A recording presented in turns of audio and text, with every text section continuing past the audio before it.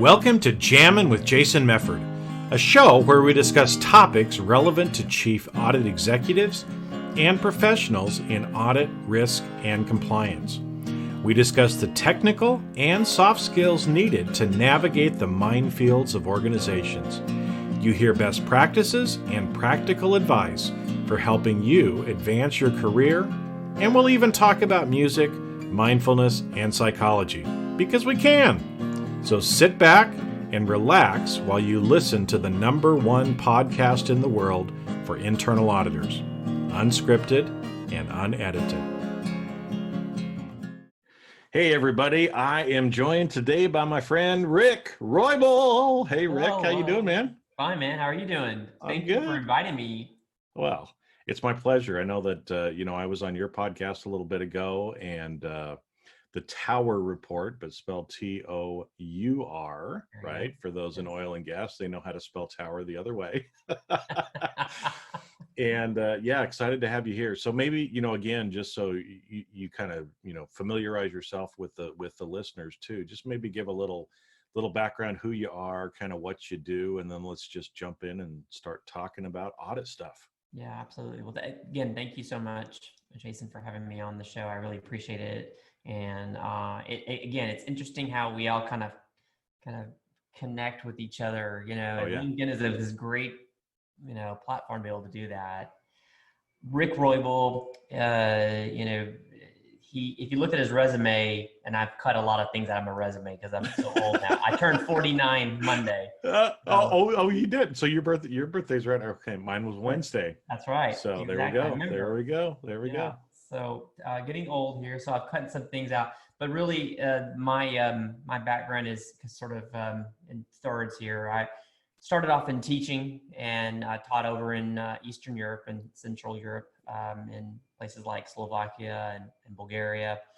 Transitioned to the United States, where I was continuing to teach, but at the same time, I was getting more involved in the world of IT and software development, of all things. And I found it a logical segue of my career in order to A, make more money, and B, do something a little bit more interesting than just day-to-day classroom work.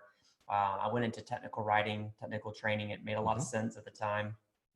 What was happening while I was doing the technical writing is I was working for companies that were that had ERP, GL, general ledger type of software application.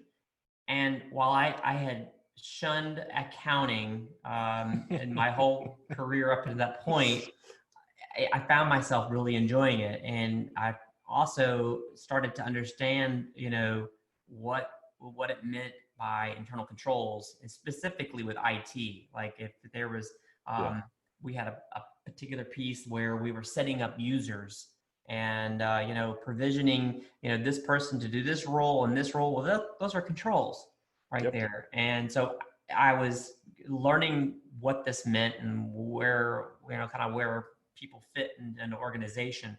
That was really good. The problem was I still was not doing what I'm doing today.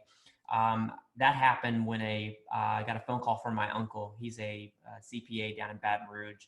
Always has been a great mentor in my life. Called me up. We were living in Colorado, and he said, I just finished this article in the AICPA magazine about this dearth of IT auditors, and I think that this might be a good step in your career. You can wed, your passions, and but the only problem is that you need to be able to go back to school. So I found a great university up there in Colorado Springs, got my MBA. PwC picked me up real quickly, and then that audit career just started to happen, and things made sense. I didn't stay with audit, the IT audit, went to more operational type of internal audit environment, but that's where I've kind of landed. And it's really kind of been interesting because audit is, for me, is working with people, teaching people sometimes, learning from them. It's about writing reports. It's about making recommendations. And I didn't realize at the time, but probably somewhere in early 2000, maybe 2006 or so, the teaching career and the technical writing career really laid the groundwork for what I do today. Mm-hmm. I think it's always fascinating how people kind of come to this profession, right? Because it's the same thing. I know when I was a little boy, I was not going around going, "Hey, I want to become an internal auditor someday," right? I was Yeah. like, "No, I want to be a fireman or a policeman or I was going to be a general in the military," right? There you go. It tells a little bit about myself. All right. Yeah.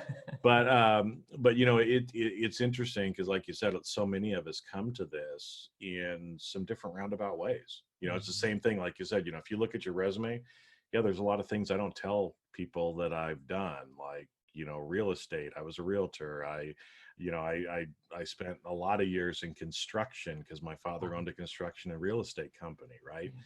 And different things like that. But that at some point we end up kind of making our way to this profession.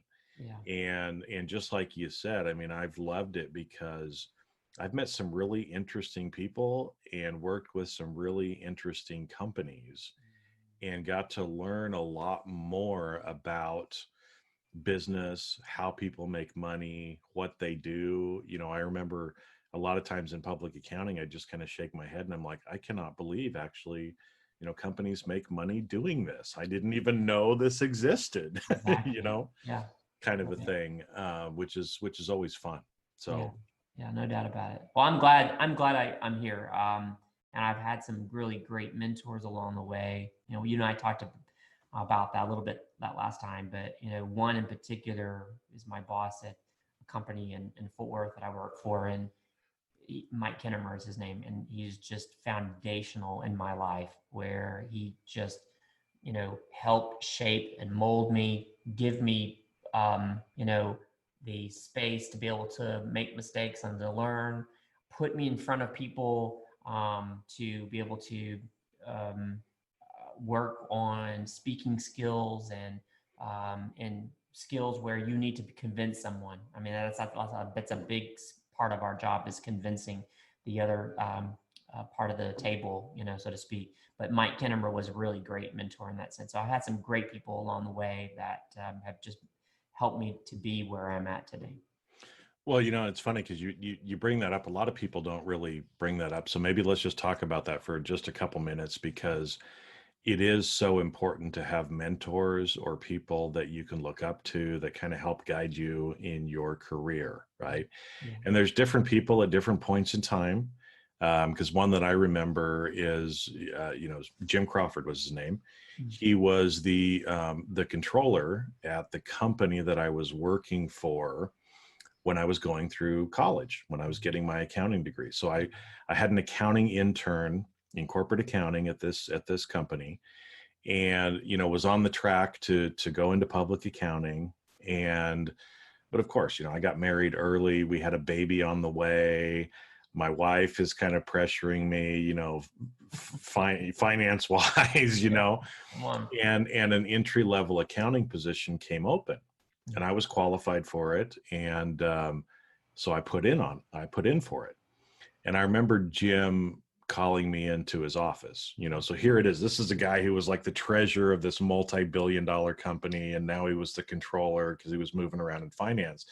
So, he calls me in his office and he says, Jason, you're doing a really great job here, but I need to counsel you that this is probably not the right career move for you. Wow. And I'm like, why? Joe, I'm qualified for it. He said, you have so much more to offer than just being an accountant. Wow. You need to stay on your path that you're on, go into public accounting and kind of, take that career route instead. And at the time it was like, damn, it was like twice the money. Right. So, part of me wanted to kind of take that short-term thing, but, many, many times now in the last, 25 plus years, since Jim told me that, I'm so grateful to him, right? Because eventually, yes, I got into public accounting. Who was one of my first clients? Oh, the client that I actually worked for, right? Wow. What was my first chief audit executive job? It was for that client, right? And so in a short space of, 6 years or 6, 7 years, all of a sudden I catapulted my career and was back working for the same company Yes. as the chief audit executive. I never would have done that if Jim hadn't given me that mentoring at that time. So yeah, for everybody listening, if you don't have mentors, try to find people. Out one. Seek people out. And conversely, if you are someone with some senior-esque type of experience, 10 years and 15 years behind your belt, you could even be, have less than that, but really is to be grooming and look, it's like, look at the people on your staff. And no, I'm not trying to be, have this natural selection thing of like, I'm going to get rid of this person here and, this monkey's going to make it, this monkey's not. But really the thing is looking at people in the sense of saying, look, I got this group of people that I can really groom and in different ways. This person really needs help in this skill set, and do it in a way that that encourages them, do it in a way that helps build them up, gives them some good constructive feedback. I think and I was just gonna say, that's one thing that we're not really good at sometimes. We sometimes hold back on that really true constructive feedback because we don't want to hurt anybody's feelings. Well, sometimes you need to speak the truth, right? And so that's part of mentoring is like, just like, Jim said, he's like, this is not the right path for you. I know. And because it brings to mind, there's two words that sometimes get confused, and the words are kind and nice. Yeah. And it's way more important to be kind than it is to be nice. And sometimes we think they're the same, but they're not, because like you said, sometimes it's kinder to give people that constructive feedback, to be hard on them, because in their long term, it's the kinder thing to do for them as a person, right? And so, there's been several times he's long been retired, moved on to another company, retired from that. But yeah, there's a lot of times that I think back and I'm just so grateful for him, telling me that. It wasn't what I wanted to hear at the time, but it was exactly what I needed to hear. Right. And so that's a good point too, for anybody, as you move forward in your career, try to help people, as well, and be kind to them and help them along the way as well. Because, people helped us get to where we're at. So let's help people, along the way. That's kind of why you and I do what we do now even too, right? That's right. That's exactly right. Yeah, because I wanted to jump in and talk a little bit about, you've got the podcast, the Tower Report, but I know you're also running a roundtable. Yes. And so let's kind of get in and talk a little bit about that, because that's it's an opportunity for people, to be able to mix with peers, to be able to get some of that mentoring maybe from people that are already doing stuff that maybe you're not doing yet. So maybe talk a little bit about that, kind of explain what that is for people, because I think it's great what you're doing. No, thank you. I'm really proud of the organization, where it's come today, and come from. But basically, in about 2013 or so, I was working for a consulting firm, and we tried to do something where we were trying to gather, chief audit executives together that were in oil and gas. But it really didn't work very well, not because we didn't gather the right people. It's just that it was too salesy, and it was a turnoff big time. But I knew the idea was still a viable one, just had to kind of recreate it in a sense. But I left it sort of that back compartment of your mind for a while, and a year and a half goes by. I happened to be on a phone call with a peer, and she and I were talking about our audits. We weren't, it wasn't bad mouthing vendors or like that. It was just the fact that we were like sharing, hey, what are you doing on this type of audit? What are you doing in this type of audit? What kind of technique you use and tests, et cetera. And we were both specifically working in oil and gas as an operator, the upstream part, and we were specifically auditing our suppliers. Okay. So this conversation lasted a couple hours on the phone. I got off the phone and I'm like, we need to get together, collectively and be able to share ideas and best practices, etc. She went and reached out to a few people. I started reaching out to people again, thanks to LinkedIn. And all of a sudden we had 10 people that were going to meet in a hotel conference room in Dallas, Texas. I had asked them and said, hey, come up with a presentation. I'll come up with a presentation, et cetera. And we'll meet for the whole day. So that's how it went. And I thought it went all right. It wasn't the best presentations in the whole world. Mine was, just something I had put together a couple weeks before.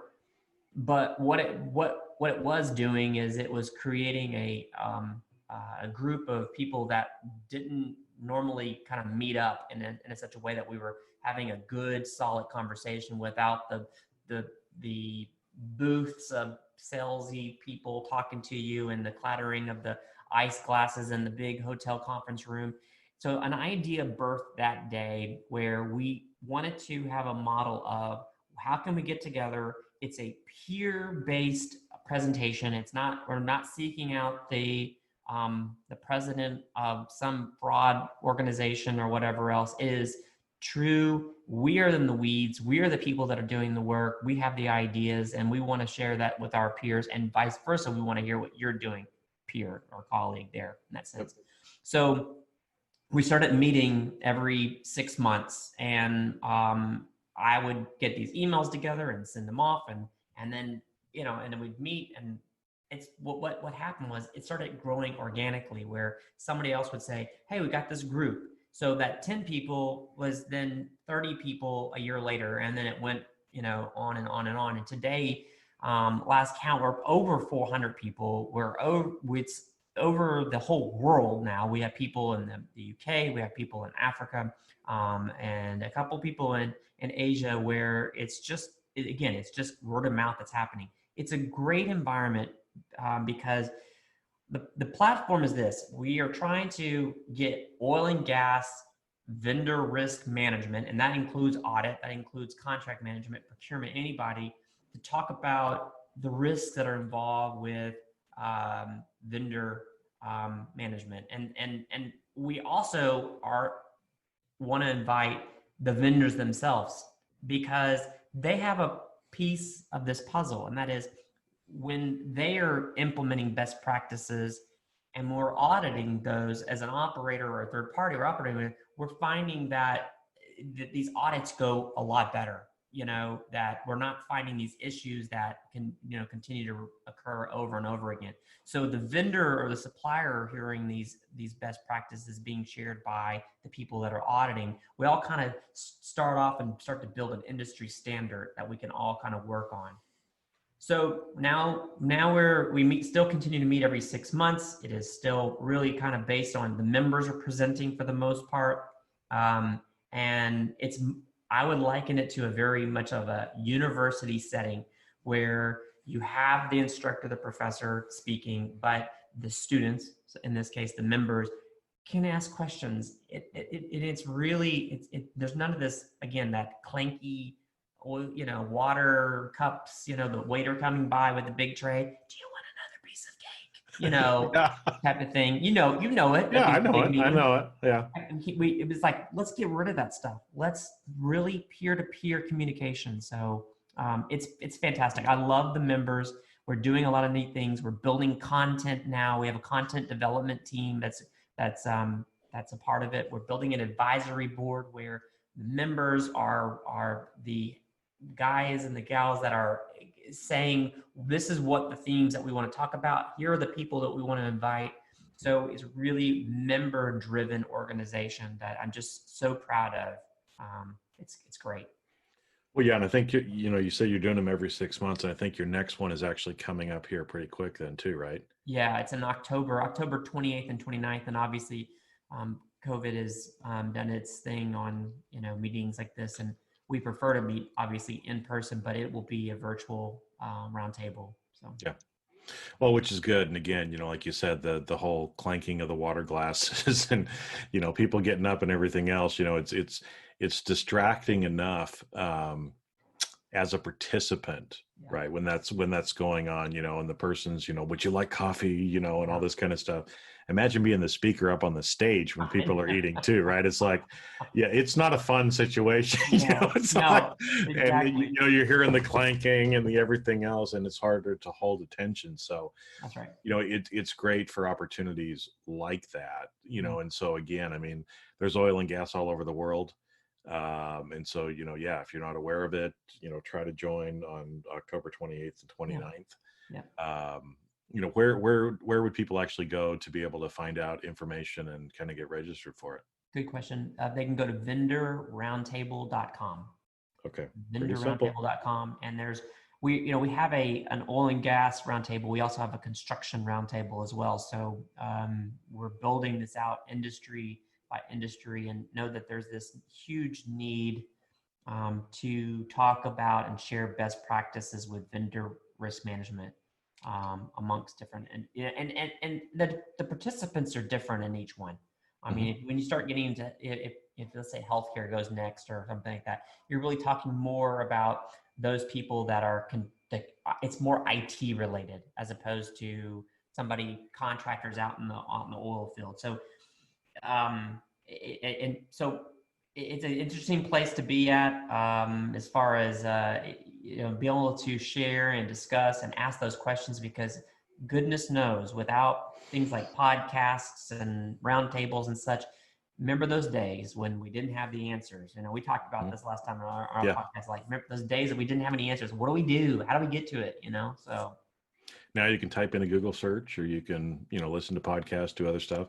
that's Well, it. and I think too, that one of the things that you kind of mentioned before that I know people are struggling with is they say, oh, now I'm in a virtual environment. I'm stuck at home. I'm working from home. How am I going to develop relationships, Yeah, right? right. Well, you and I did it this Mhm. way, right? We've never met in person, No.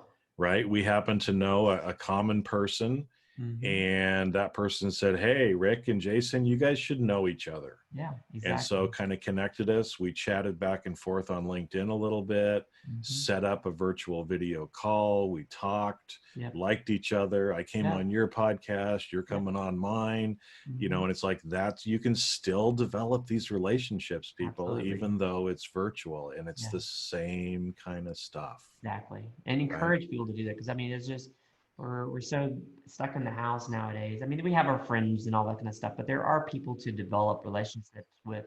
I mean, we live in a very, you know, polarized country for everything right now, and Mhm. it's hard to have good conversations, because at the end of we clink the glasses of wine and share each other's bread, but eventually we get to that point where it's like it's either you're on my side or I'm on your side, this type of thing. I was listening to something on NPR this morning, the same thing, and it's like that's how it is. We're so polarized, and it's like, but we need to develop more and more friendships, and be kind to one another.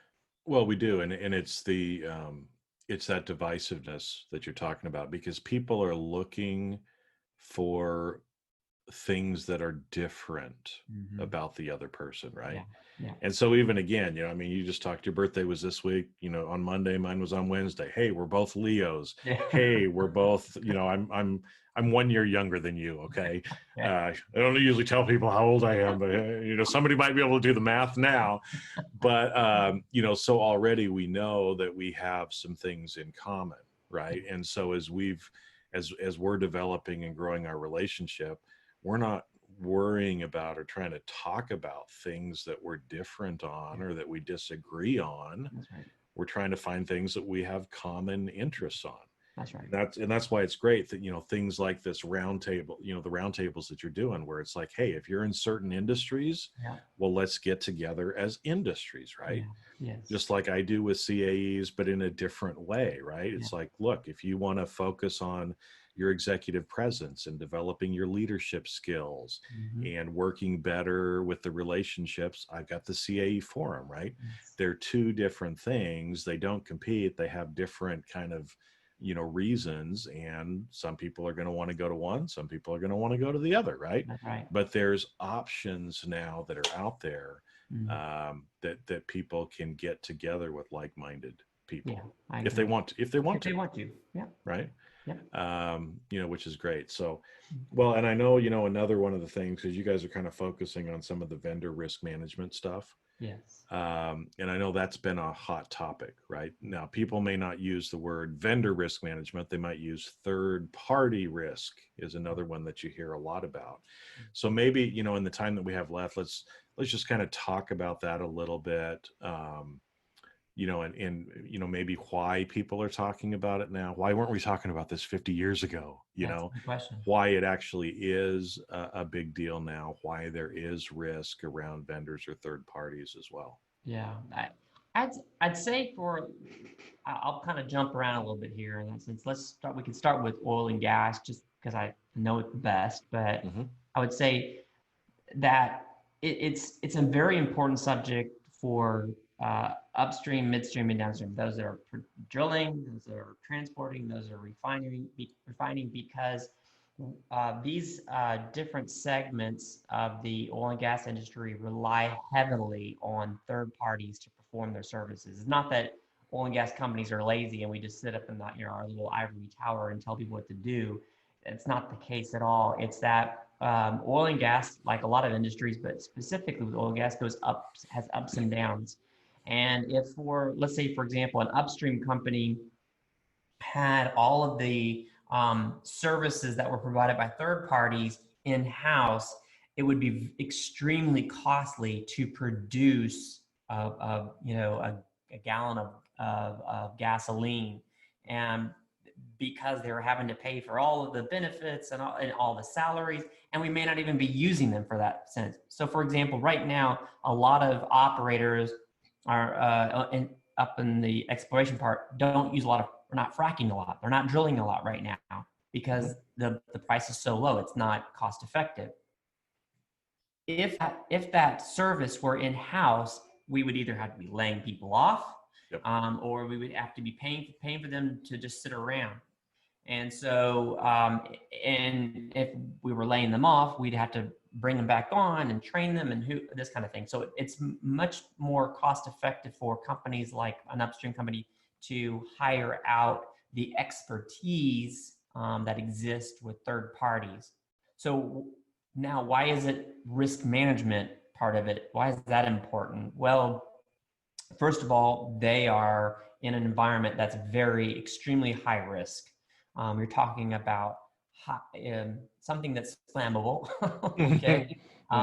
You're talking about machinery that could kill you if you're not paying attention. I've read reports that would come in and some crane would be swinging something around. Well, some guy was in the wrong place at the wrong time and killed him. So that happens quite often.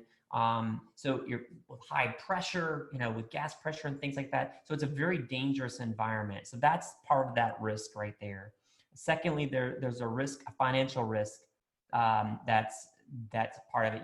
You're paying these people millions of dollars to perform these services. You want to validate that you're that what they are charging you is accurate. So you get that invoice. Okay, let me see the backup. Did you do this? Was this person on that site? Okay. And then there's just an operational / reputational risk that goes along with it as well. Operationally, it's like, if they can't do it right, then it's like, and that's the case too. It's like, hey, we can frack it and this kind of thing, and then the fracking doesn't work. Well, that just costs you millions of more dollars to do that. Reputational wise, if you have a service provider that's out there that's spilling water or hydrocarbons that are oil that's going out in the ground, there's an owner of that land who doesn't want that, and then the company itself doesn't want the reputation, like, well, that company's always spilling stuff. So that's why risk management is important, I would say, in an oil and gas perspective. Let's even go out a little bit farther, and it's not the case that this doesn't happen in oil and gas, because it is the situation, but let's talk about all of the laws that are happening right now with data privacy. And it's happening, obviously it started off kind of birthed in Europe, and then, California would be the most logical next place for things to happen, right? And the rest of the country, you're welcome. Yeah, it starts to have for some things. Some of the clothing styles, no thanks. But anyway. But that's what's happening. It's this domino effect that that data privacy is important. I mean, there's no doubt about it, right? Yeah. And so, who is it? Just the company that has the data inside? No, there's so many different third parties out there that have your data. Think about the companies like Iron Mountain or something like that, where they are either doing the storage from a facility standpoint, or they are taking off-site documents to destroy them. That's part of it. What about healthcare records, insurance type of records for employees? Well, that's not, the Aetnas and the other insurance companies that are out there. Those are third-party risks for sure. Nowadays, with companies being very lean and agile and things like that, you have a lot of companies outsourcing their accounting to other companies, small or large, and there's that risk that goes with it. So I think we're finally it's always, I don't know, say it's always been there, but I think it's just grown so much that a company's economically, it makes a lot of economic sense to be able to give those types of jobs and services to third parties to manage, and then you got that risk that you're pushing out to those groups. So I think that's why it's come to the forefront. Well, and it's interesting because if we when I talk about risk management, a lot of times people, if you just kind of start back from the high level, right, to kind of tie this together, right?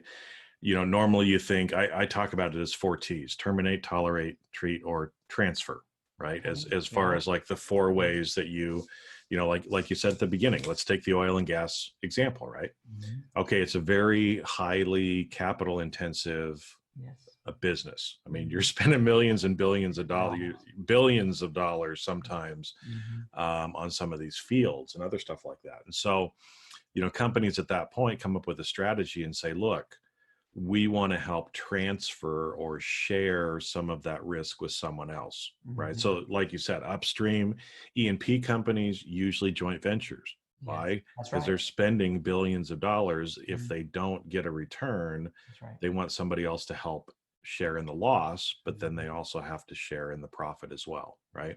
Yes. Or like you said, you've got a high fixed cost for a bunch of the highly technical people to be employees, or we hire a bunch of independent contractors where we're sharing or transferring some of that risk outside of the organization. Now, in classic risk management, that's usually where people kind of stop. Yes. And that's why vendor and third-party risk management is now becoming a big deal, because it's like, no. Just because you're sharing that or transferring a part of that, you're still the one that's ultimately liable, right? And so like you said, if you get a contractor that ends up leaking out stuff, you have an environmental claim, they're not going back to the contractor, they're going back to the big oil company. That's right. To be able to get the money. And so now companies have finally realized, hold it, I actually have to do something about this to make sure that people are representing me the way they're supposed to. They're doing the things they're supposed to, so I don't have some back-end liability come in that I wasn't anticipating. Right. And this even goes into, there's been a lot of different cases around, an independent contractor that breaks the law. And the government comes in, who do they fine? Not the contractor. They go back against the deep pockets. That's right. And finally people are starting to realize, hold it, well, I thought I was offloading that risk, but I guess I'm not fully. Yeah. And so, again, the need for these kind of discussions, but it ultimately goes back to the strategy, right? If you change your strategy, you're going to change some of your risks too. Yeah.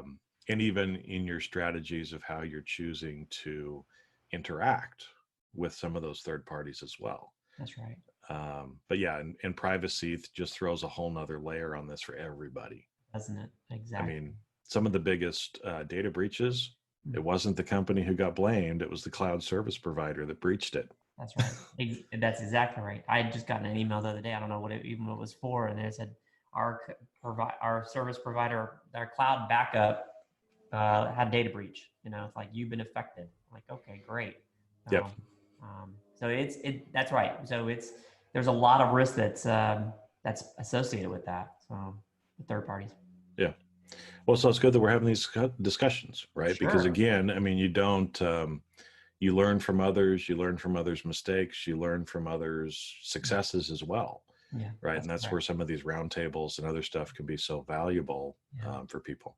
Well, if I might just interject a little bit more, it's one thing to talk about it. I think it's also something to do about it too. That's what's interesting that's happening in the oil and gas industry, is that a lot of these operators recognize that there is a great need to manage and mitigate third-party risk.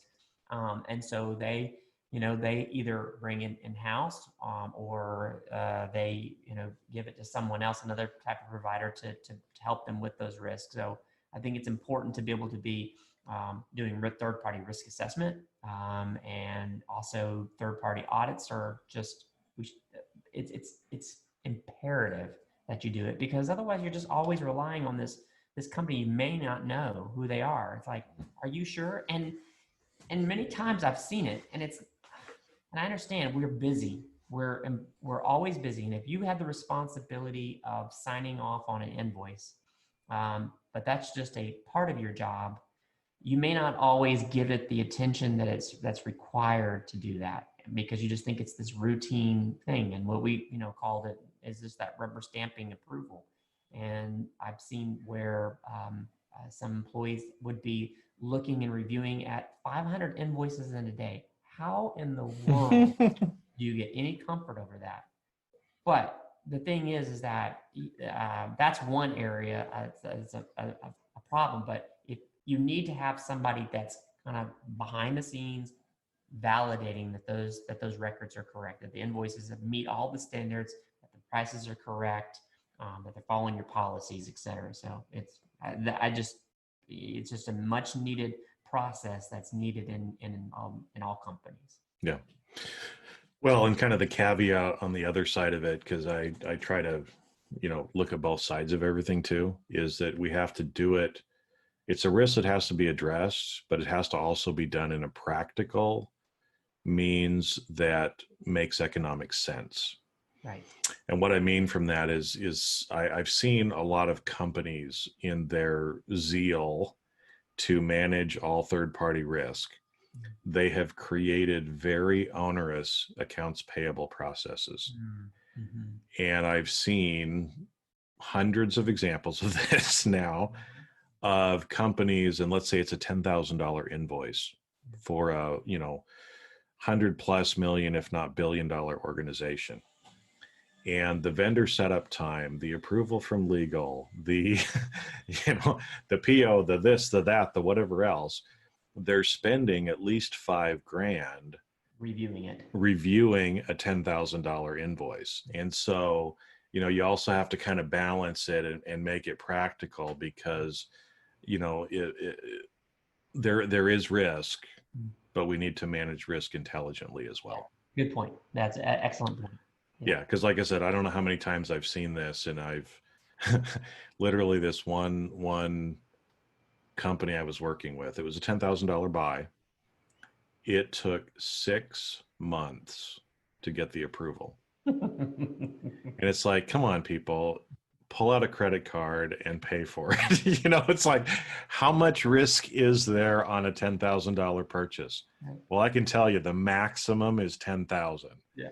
So don't spend 5 or 10,000 trying to mitigate a $10,000 risk. Yeah. So anyway, yeah. All right. That's just the other side of it too, because like I said, I've seen a lot of very well-meaning people waste a lot of internal resources. I agree. Trying to do some of the stuff. Mm-hmm.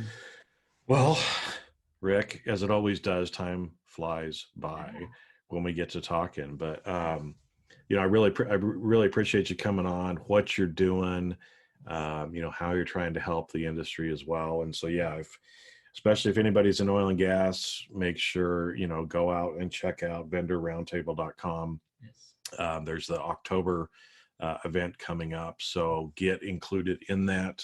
And like you said, it doesn't really matter where you're at in the world either, right? I mean, if you're in the oil and gas industry, whether and two, even regardless of which part of the industry you're in as well, right? Up, mid, or downstream doesn't matter as well.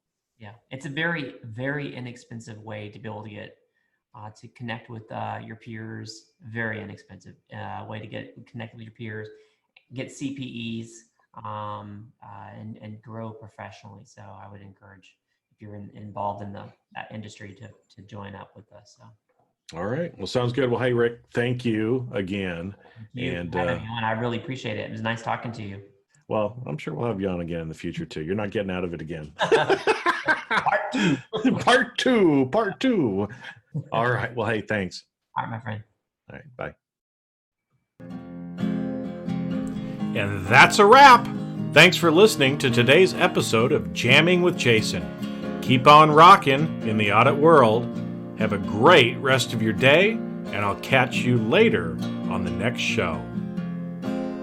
If you'd like to earn continuing professional education for listening to today's episode, head on over to C-Risk Academy at ondemand.criskacademy.com. And that's C as in the letter C, riskacademy.com. Not only do you get a CPE certificate, but you also will have access to the video version of today's show. The views and opinions expressed on this show are that of the individuals and not of their respective organizations.